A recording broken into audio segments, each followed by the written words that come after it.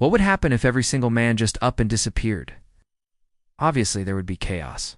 People would panic. The economy would crash. Planes would fall from the sky. But what about the things that men do that we don't even notice?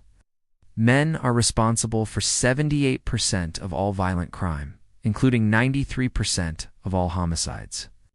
So without men, the world would be a much safer place. Women and children could walk around without fear of being harmed. They wouldn't have to deal with catcalls or unwanted advances. No one would have to worry about their partner cheating on them, because there wouldn't be any men around. There are a lot of jobs that are typically done by men that would need to be filled by women. Farmers, for example, are mostly men. And without them, crops would not get planted and the food supply chain would collapse. Eventually, everyone would starve to death. But it doesn't end there. Men are also responsible for 80% of all engineering and science-related patents. Without men, we would not have a lot of the technological advancements that we have today. No more iPhones, no more spaceships, no more video games. Not only that, but men are also responsible for 90% of the wealth generated in the world. Without men, the economy would collapse and there would be no money. Even the banking system would collapse because, let's face it, who wants to put their life savings in the hands of a woman?